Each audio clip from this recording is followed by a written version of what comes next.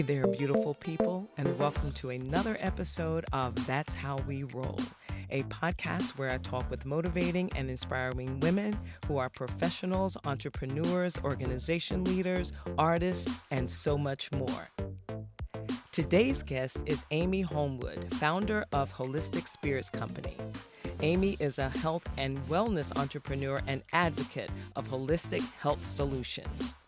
Holistic Spirits combines science, nature, and artisanal distillation to create innovative spirits that elevate the palate and the planet. Inspired by personal experiences with health issues since her childhood, Amy began early on in life to embrace healthy eating.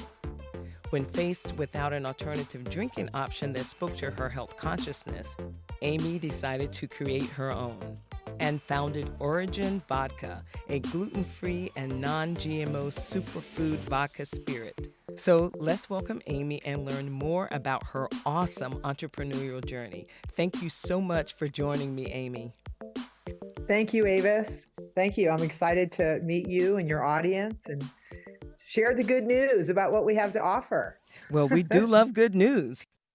So I want to start with just finding out about your background. What was your background before founding Holistic Spirits? Yes, I was a financial advisor in the insurance industry pretty much since the mid 80s. And my dad was in that industry, and I went to work with him kind of to help him out. And I ended up getting stuck in that business, honestly. You know what? You kind of ride a wave, and unfortunately, my father had some health issues. Like within 5 years of working with him, and I took his business over. And truly, Avis, it was not like I wanted to be a fashion designer.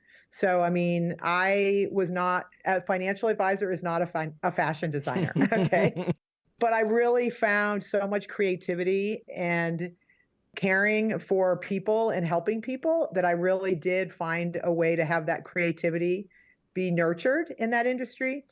And I did really well in the sense of this was a male dominated and still is today industry, especially on the insurance side. I was working with high net worth families and business succession planning, helping family businesses transition from one generation to the next.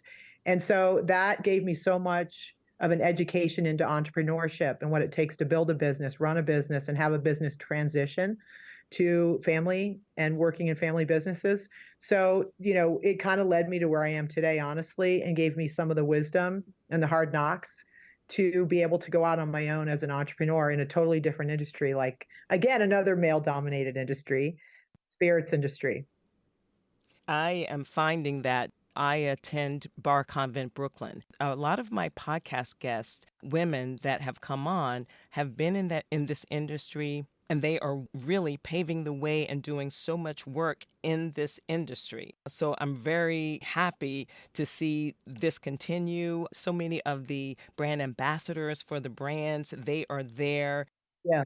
And I'll just jump right to that. How have you found this industry, because it is male dominated? How have you found your place in this industry, in this space, and how has it been?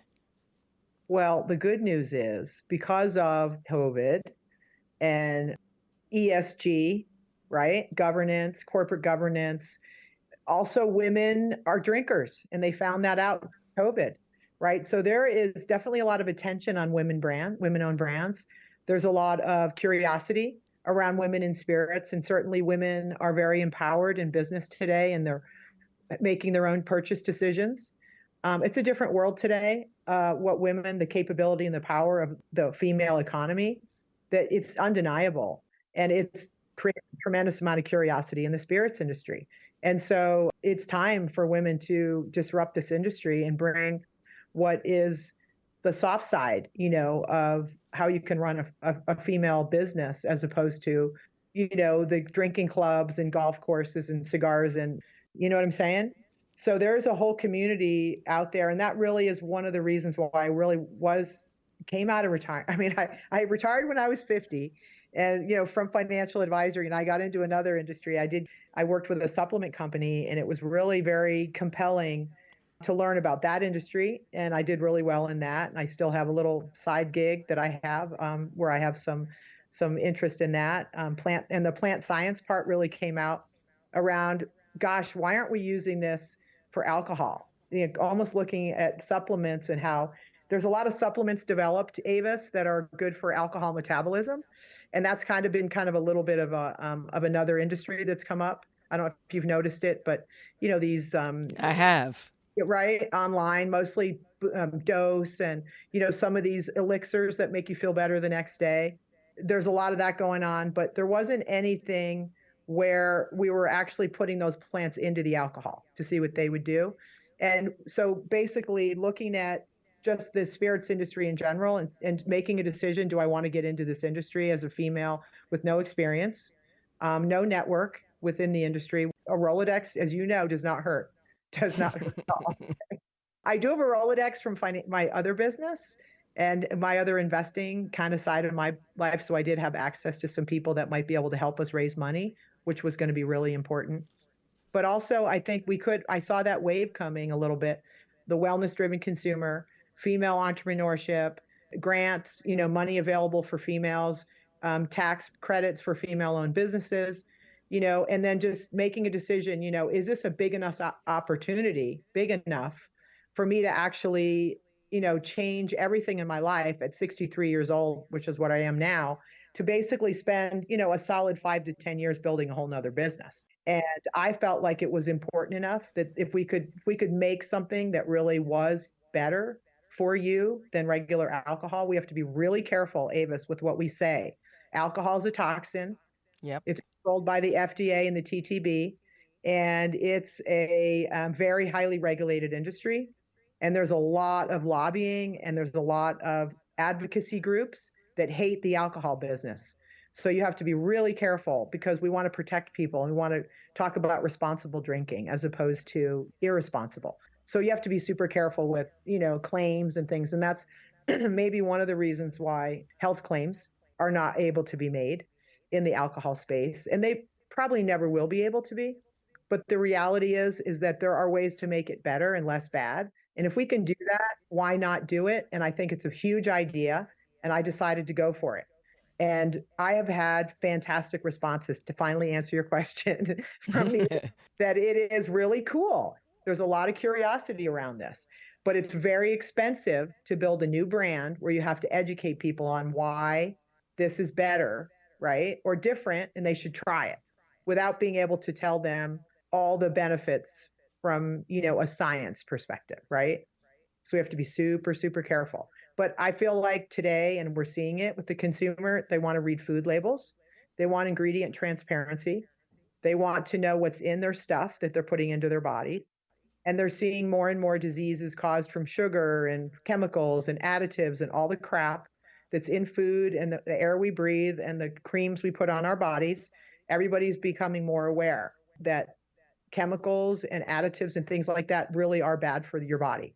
And so this is where the direction that we're going. And you're seeing it a little bit in the tequila movement with additive-free tequilas and marketing brands that are cleaner using organic ingredients and things like that. So its time has come. It truly has. It has. And speaking of all the ingredients and trying to be health conscious, right now we're in a time where we are trying to have healthier lifestyles and eat and drink cleaner. And you're so right about the supplements and little drinks that whenever I attend any of these bar events, they always have supplements or those little bottles that they sell because they said drink these just before you go out to drink to keep from having a hangover or to keep the toxicity level down, I guess. I'm not sure. But, purity does reign here. And you mentioned about the additives and artificial colors or ingredients. Nobody wants that. Mm-hmm. And this has been very important to you. And what is it that you want people to know, and you kind of touched on it, about Holistic Spirits products? These products, we have two brands. We have Origen Specialty Vodka and Harmony Gin. These are made looking at plant science as well as distillation methods. So we're looking not just at, what looks good or what does the consumer like already or what is the trendiest or coolest brand. We're looking at how can we make this product the least toxic to your body while still not lowering proof? So we looked at all the ingredients that the FDA allows to put into alcohol. And this started almost 6 years ago as truly a curiosity project. And then tested those ingredients to see if they would stabilize in alcohol. So one of the challenges is a lot of alcohol is like an astringent. It kills things, right? It cleans things. We used it during COVID for hand sanitizer. And you're Yep. going, I'm going to put that in my body. Really? Let's think twice about that. So, so what we did is we put these ingredients in different types of alcohol to see if they would still have benefits. Like you could test them at the cellular level to see if they would do any cleanup and not be as damaging. And so this is the first step we took. And then from there, we had to mix things together. And it really was like a chemistry project. We developed the brand in Salt Lake City at a lab, really in a kitchen of a chemist that's a very good friend of mine. We originally started out with some of the bigger universities, trying to find people that would work on this with us. But everybody wanted to own all our patents. Oh, this is such a great idea. Can we own we're going to own the patent and we're license it back to you. So I was like, no, we're not doing that. I mean, I had so much enthusiasm and excitement from some of the biggest universities that do toxicity testing that it was proof right there. I knew we were onto something, Avis. I was like, oh my gosh, these guys, they're scratching their heads saying, OMG, this is huge. Because they mostly do testing around toxicity for pharmaceuticals, which, by the way, is a whole nother industry where you're going to see supplements that are designed to mitigate the toxicity of drugs that you take specifically, where you can take a supplement that combats the bad effects of a drug because drugs have trickle down bad effects to your body just to metabolize them, even though they're doing something, but they're doing something bad too. Same thing with alcohol. You got all this crap in there. Same thing with food, these additives that basically cause inflammation in your body. So what we're trying to do is get rid of all that, which there aren't any additives. There's no artificial colors. We didn't do anything to manipulate the liquid except put natural plant ingredients in there and then test to see if they would do anything positive to that liquid so that it wouldn't be so bad, essentially to your cells. We're not going to say, you're going to wake up, you can still get dehydrated, right? Because alcohol does dehydrate the body. But in terms of those little drinks that you guys are talking about, everybody's thinking, oh, let's drink that. That's not metabolized at the same time you have the alcohol. Totally separate time. So what we're doing here has never been done before. And it's actually ingredients that are natural, that are stabilized in the alcohol. So we ended up with 4 ingredients that are put in. We could put in any type of alcohol: bourbon, whiskey, agave, tequila, vodka, gin, doesn't matter. Alcohol is alcohol, although it does metabolize differently. Brown spirits that are barrel aged, like whiskeys and bourbons, are much harder to metabolize than white spirits, just so you know. And that's one of the reasons why the tequila movement became very popular, the white tequilas. Everybody was feeling like gluten-free, cleaner, easier to metabolize. And it's true, easier on the body. We didn't want to go down that road with a Mexican spirit. We wanted to make an American vodka, and that's what we started with. And we use organic-based spirits. And they could either be grape, corn, wheat, sugar cane. There's all different ways to make vodka. We actually use an organic European white wheat. It is gluten-free. We have that on the label, but it is a much cleaner and it works better with our other ingredients. Artichoke leaves from the Loire Valley of France. That is where we get the artichoke leaves. And let me tell you something. How cool is that? Okay, they're in this picture. Next time we do a podcast, we'll be on there. You'll see our faces, but artichoke leaves almost is like milk thistle. It's a thistle. It's used a lot in supplements. It's not the globe, it's the leaves underneath. And then we have elderberry extract, which is coming from Europe. And that's grown in the Alps throughout Europe. And everyone was taking it during COVID. Again, a plant ingredient, people have familiarity with it. I'm not going to tell you all the good things that it does because I'm not allowed to, but look it up. It's fantastic. And then we have green tea, which has been studied for thousands of years. That is probably one of the most important things we could all be drinking on a daily basis. Just so you know, we tested out green tea, and it is just the best thing on the planet for your body, and you should be drinking a cup every day, and I do. And then the final ingredient is muscadine grapes, which is an American grape that most people go, that makes the crappiest wine. Or it's a weed that grew in grandma's backyard in Alabama or Arkansas. It's a Florida, so Georgia. We get our muscadine grapes from Ray, Georgia, sixth generation farm.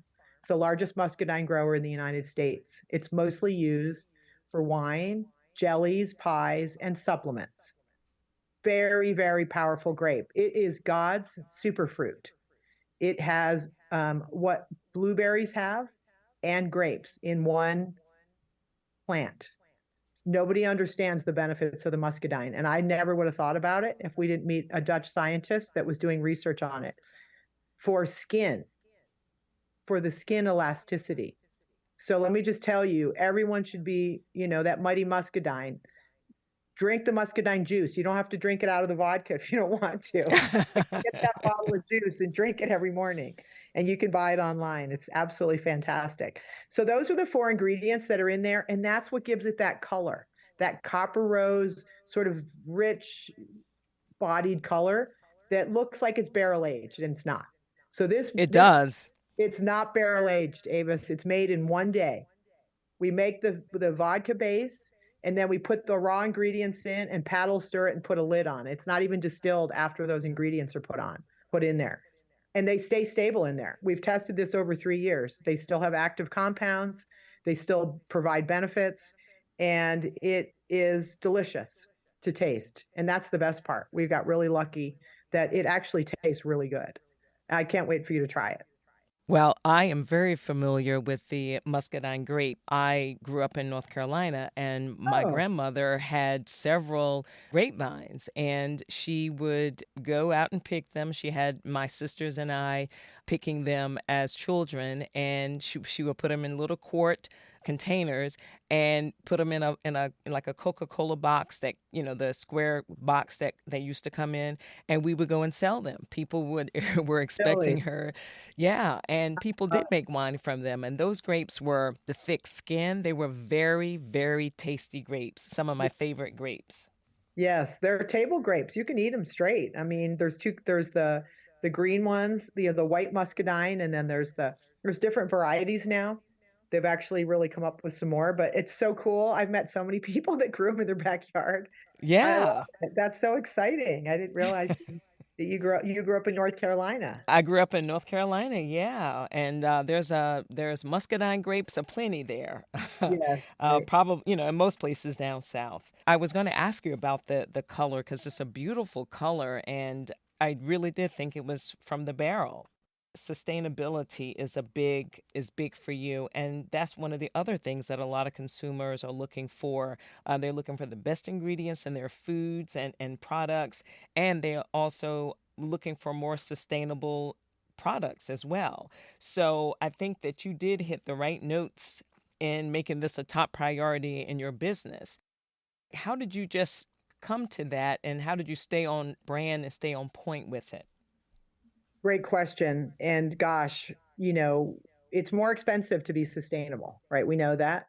But it really was a foundational component of building this company. We were not going to do it if we couldn't do it that way. So we had to find, because we don't have our own distillery, we had to find distilleries that would make our brand for us, that were sustainable, that had that conscious capitalism, that conscious element to their whole branding, and also organic, that they can do organic spirits. We're not certified organic yet. We're working on that, but we wanted to make sure that who we worked with was going to be able to help us get that certification. We're working very hard toward that.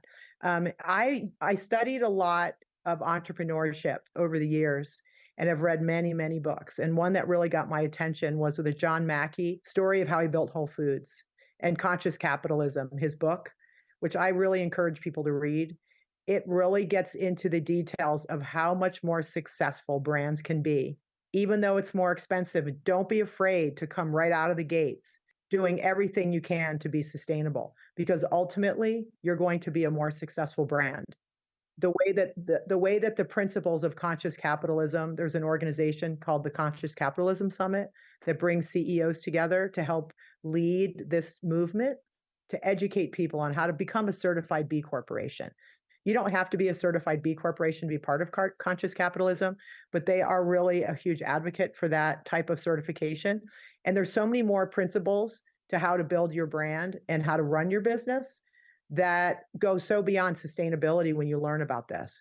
Because encapsulating sustainability is thinking about your suppliers and how they're treated, how much water they use, how they, how they hire people. It's got a lot to do with ESG, your environmental, your governance, your, the way that your DEI too. I mean, there's a lot of components to sustainability. It's not just sustainability to the soil and the earth, it's sustainability to how to run a business in a way that's very effective. And that is bringing all types of people together. It's thinking about how your suppliers are treated, how much carbon footprint you have and moving your resources around, and where your bottles are being made, and what's the the way the countries are run that hire people. And we have ingredients from China, the green tea that's in the product. And so we had to vet, who are these green tea growers? We wanted to make sure that there was sustainability involved in the growing and the manufacturing of the green tea leaves. So we had to do a lot of deep digging into finding and getting all this stuff together at the beginning, which is so much easier to do when you start your company than when you're later down the road and you have to start shifting gears. So we hired a consultant to help us go out to become a certified B Corporation. And through that effort over the last year and a half, it has given us so much more understanding of how to run a business in a way that can be more profitable ultimately, right? Because when you grow a business, this is not like a hobby. Okay, you're doing it, you're talking to entrepreneurs every day. Like, it's great, if it's a winery, some people, they're really rich and they have a winery and it's a hobby because they want their own collection. That's not what's going on here. We want to build a huge ass company, okay, that's going to change the industry forever. And we're going to be like a thorn in the side of the industry saying, hey, step up. This needs to change. It's dirty. You're not saying what's on the label. You're not telling people what they're putting in their bodies. Like, this is not right. People deserve better. And this is how we got Woody Harrelson's attention, Avis, because he was on board with that same story. He was like, I don't want to just drink something without knowing what's in it. And so our label has the ingredients on the front. And that's what got us. He said when he read that ingredient label and it had the ingredients on the front, he couldn't believe it. He was totally blown away. And he got on the phone with us the next day and he was like, I want to get behind. Tell me what you guys are up to. I want to get behind it. That's fantastic. I do a lot of brand ambassador work and I'm out there sampling liquors, spirits all the time. And people constantly ask me, what are the calories? What does it contain? And Right. that is, I've never seen it on any can of anything or any bottle, but people are concerned about that now. So it's an important fact. So the fact that you have it on the front and people can just look at it and say, I know exactly what I'm drinking with this. Right. And it's not easy to be able to get that, just a heads up. Okay. It took us 8 months to get our label approved with the TTB, the Tobacco Trade Bureau and Firearms Division of the FDA. They're the ones Wow. that tell you what you can put on your label. So it took us a long time to get what we wanted on there. And they still made us put stuff on there we didn't want to put, like it says natural flavors. We didn't want to put natural flavors on that. There's no natural flavors in our brand. There's all natural ingredients. They're plants. But natural, that word natural is very misleading today in food labeling. So it's very interesting the things they make you put on there, but then the things that they won't let you say, right? Like, you can't say non-GMO anymore. You're not allowed to put that on an alcohol label. No GMOs. Can't put that on there. Wow. Yeah. Why do you think that is? I have no idea, but I'm just surprised that they want you to have natural on there because, like you said, it is misleading because they put natural flavors in things and it has nothing to it. Where are those natural flavors coming from? It's not coming from it's not coming from the plant or the lemons or whatever it Right. is that you're making. Exactly. But they made us put that on there. They don't understand, really what's going on. They have these rules that you have to follow. There'll be some changes coming down the pike, I'm sure, because there'll be some resistance. But there is a lot of lobbying, and that's the direction I was going around. Don't allow certain things to be put on labels because everything's GMO, right? All the corn, all the wheat, all the stuff that's being grown to put into alcohol is a lot of it's GMO, right? So, and then all of a sudden it says non-GMO. And now all of a sudden you got somebody's attention. Oh, is it GMO? Why am I thinking about this, right? So it's just putting that thought in the consumer's mind. Oh, shoot, maybe now I'm going to start asking about GMOs. You start going down that road and you're opening up a landmine. So, there's certain things that we learned through the process, but the good news is that we can talk about it. We just can't put it on the label. And then as far as the sustainability component, that's still 5 years out, honestly, Avis, as far as the brand investment, where you're going to get a return on your investment.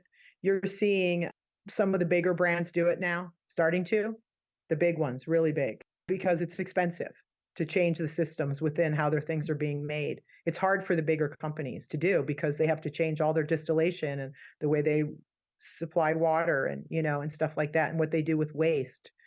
But I think the one thing you can know is where spirits are made has a lot to do with whether there's sustainability automatically happening with using less resources. Like California, you're going to find most of those brands already have to follow a lot of rules around water waste and stuff like that. So, and then there's other states where it's the Wild West. I don't have to start naming them, but those things matter. And sometimes things are more expensive because of where they're being made. And we chose to make our gin in California.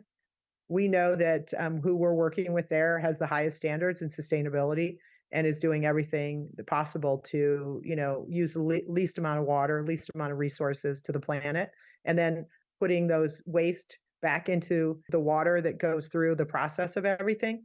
There's a lot going on there that people don't really understand. And it's the same in food. We don't think about it, right? How dirty it all. But I think there is more of an awareness today, and it's not that fun to talk about. So one of the things that, you always want to try to make your brand fun. Like, it's so serious, it's sustainable and organic, it's like, it still needs to be fun. It still is about community, building relationships, being a part of something. We say it's not a drink, it's a movement. We want people to come on board on this bandwagon and be part of the movement of Holistic Spirits Company. Want to educate people. They have better choices. They can still have a great time, still have a cocktail, get a little buzz if they want to, drink responsibly, but drink consciously, conscious consumption. Yeah, that's where we are now. And you mentioned community, which is great in my mind because not only are you being more sustainable, but you also give to charities, you donate.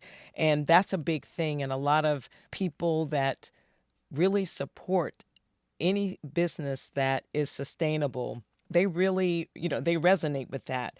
And how important is that to you as an entrepreneur, as a business owner, that you have something to give back and you want to give back and to give to charities?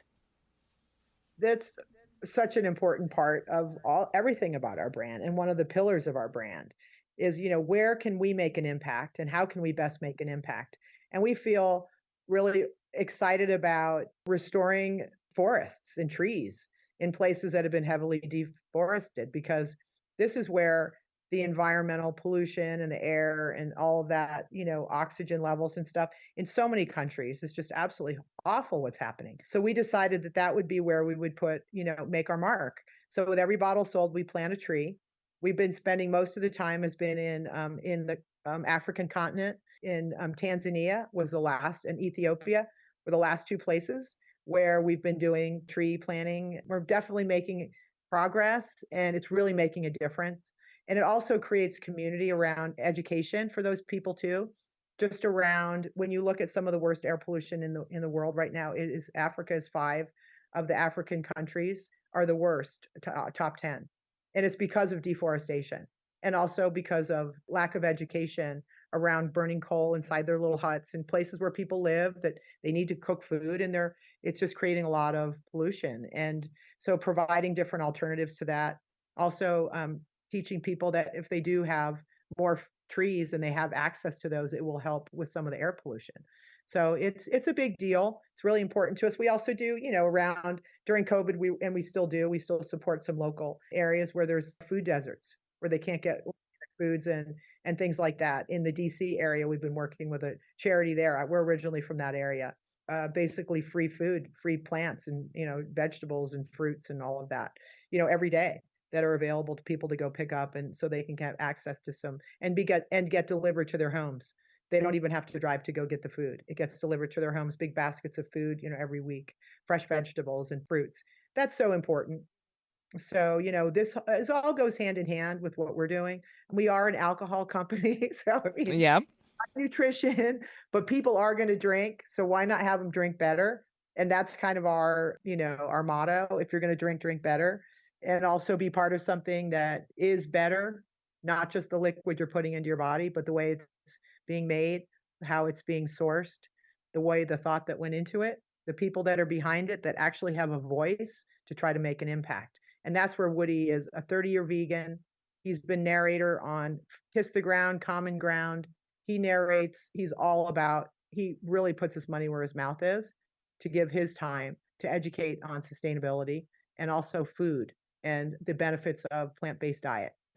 That's an incredible partnership for him to have the face that he does and the abilities to go places where and just honestly say, hey, this is what we should be doing and this is how we should be doing it. And he does live that life. I've been around him. I've seen his houses. His cars are all electric. I mean, the man is the real deal. And he's a beautiful human being. And we're just so honored. He's an investor. He put money into the company. We didn't just ask him to slap his name on it. There's a reason that he's part of this. And it's not just a money grab. He's taking his time to help make something known to people that is actually better for the plant and better for the palate. Okay, this is what we like to Yes. say. Better for the planet, better for the palate. I love that. You came about this industry honestly, I guess, because I was reading that your great grandfather was a beer industry mogul and he oversaw.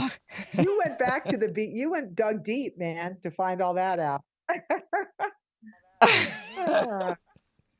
Well, and he oversaw the Canadian breweries, and your great grandmother, and I mentioned this because of the education that you have obtained for yourself to make you a better business person and to learn more about about your business. But your great grandmother was a pioneering industrial engineer. And I love the saying that was quoted in your bio, be a genius at the art of living.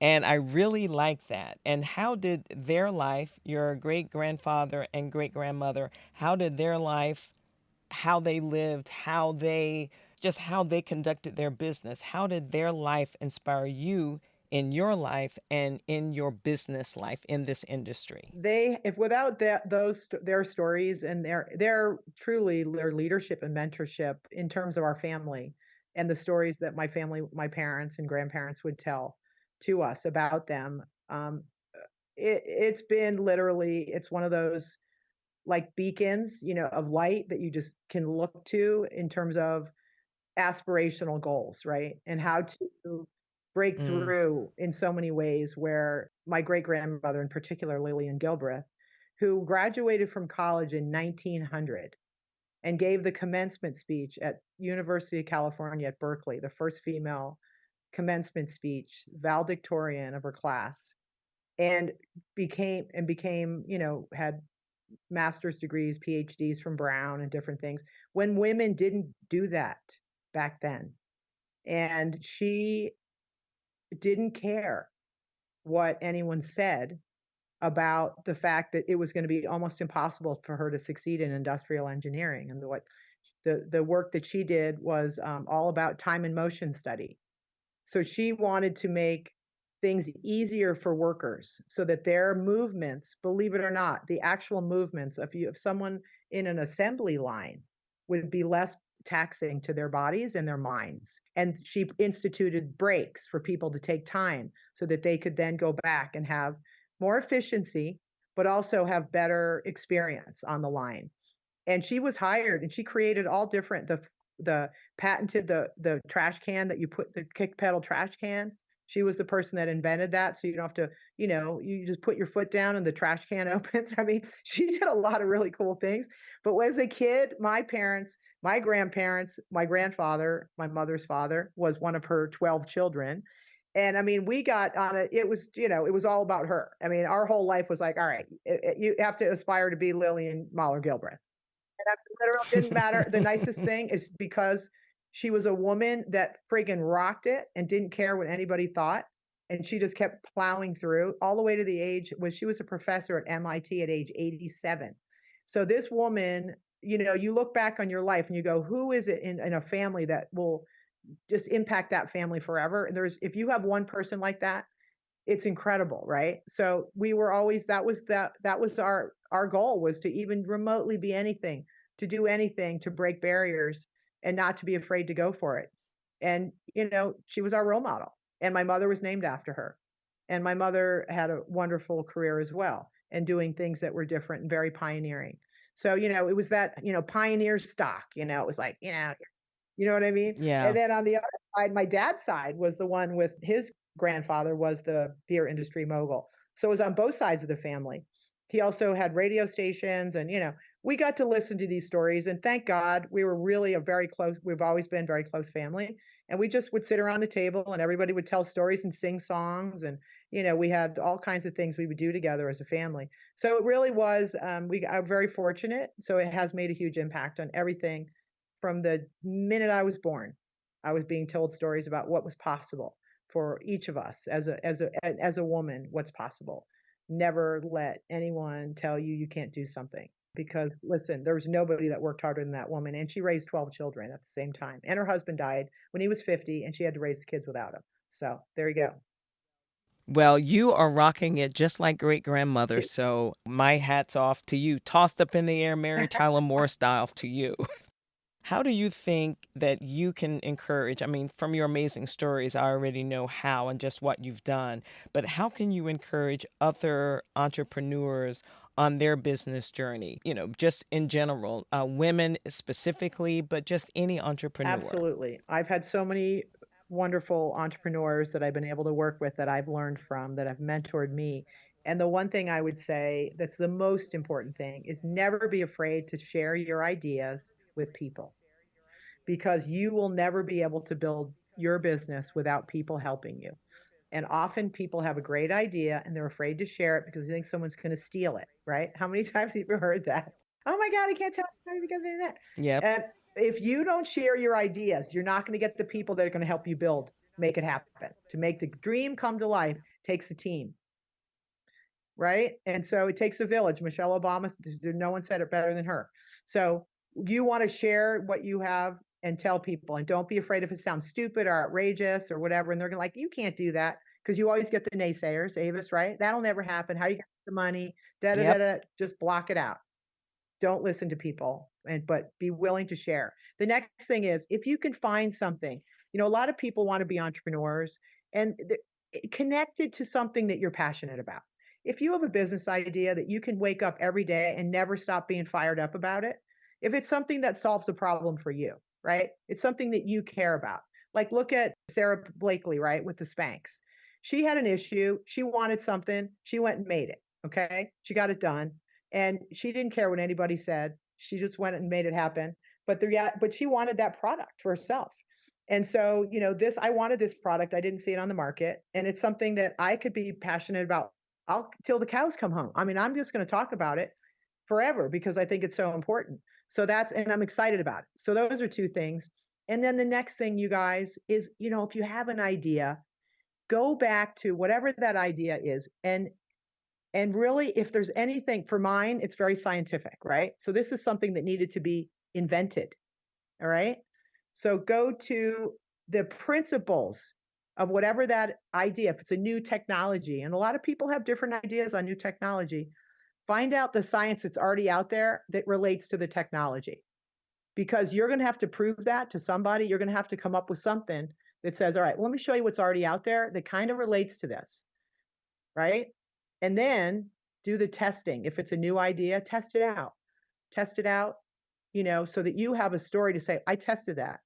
So I went as far, for me, is I really wanted to test the idea, so that could be a consumer test market.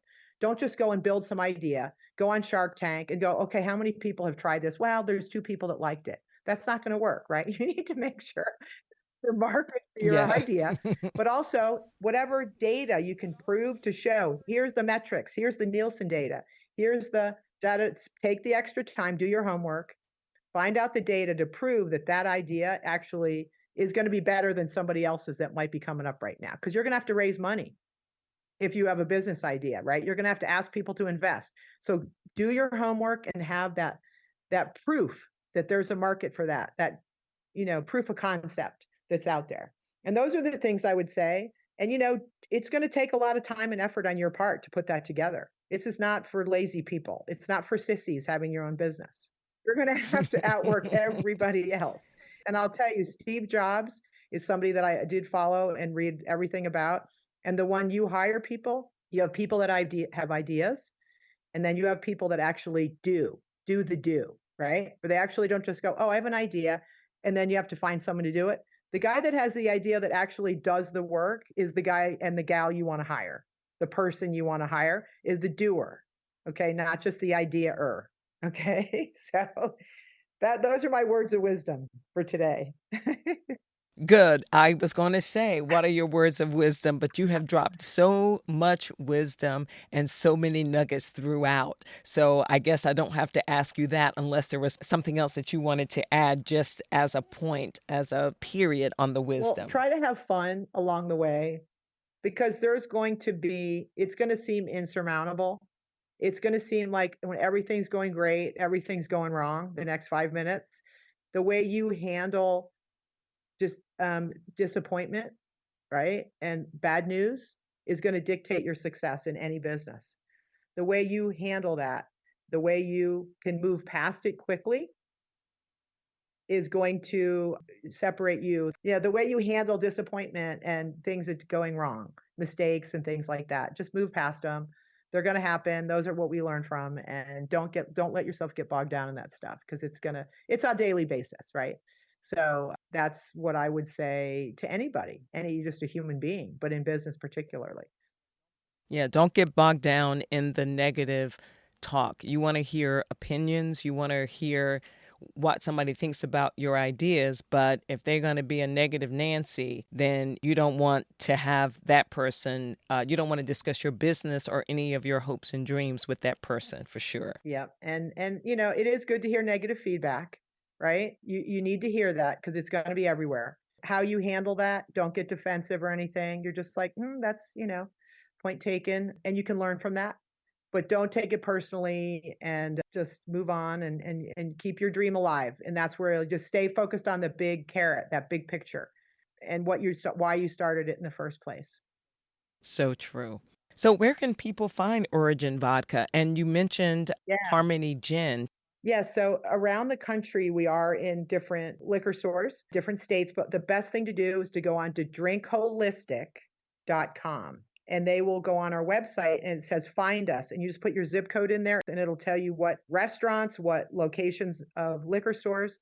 And also, if it's not in your state yet, you can buy it online right there at that location, at that website.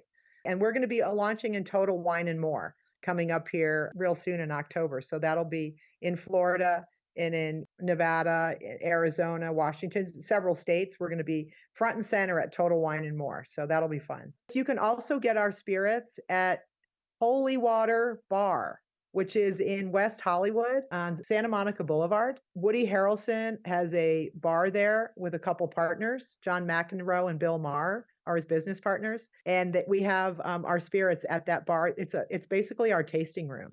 So Holistic Spirits Tasting Room offers Harmony Gin and Origen Vodka at Holy Water in West Hollywood. That sounds great. So all you people that live in California, in West Hollywood, or you want to visit West Hollywood, go by the tasting room. I love that name. I know, it's great. It's a beautiful, beautiful bar. And it's right next to his dispensary if you want to walk over there. Oh, wow. More plants. Exactly. More plants. There you go. You got it. Congratulations. That's excellent. I know. We're excited about that. And I'll make sure that I drop all of Drink Holistic's information in my show notes and all their Instagram. And how can people find you on social media? So our Instagram is at Origen. It's our vodka name, Origen, Holistic Spirits. And then on Facebook, it's Drink Holistic. And people are looking up everything nowadays because they want to know what they're drinking and what they're eating. So when they go to your site, they're going to see all the plants and all the good things that go into the gin and the vodka. It looks amazing. Thank you. We want to get people out there. For sure. Well, thank you. Yeah, thank you so much, Amy, for joining me on That's How We Roll. Make sure that you like, subscribe, and share the podcast. And I'd love it if you'd like to leave a review on Apple or Spotify, and follow me on social media, follow Amy, follow Drink Holistic on social media. And please listen wherever you get your podcast. And if you have any questions, send me a DM on Instagram, or you can reach Amy on Instagram or her fabulous team. I want to know what sparked your interest listening to this episode. And thank you so much for tuning in. And I'll see everyone soon. Goodbye, everyone. Thank you, Avis. I really enjoyed today, and I look forward to getting to know your listeners better. Thank you. They want to know you better, too. Thank you so much for taking the time to listen, checking out the podcast. Thank you for inviting me into your space. And until next time, I hope you will continue to thrive, grow, and be kind to yourselves and be kind to others.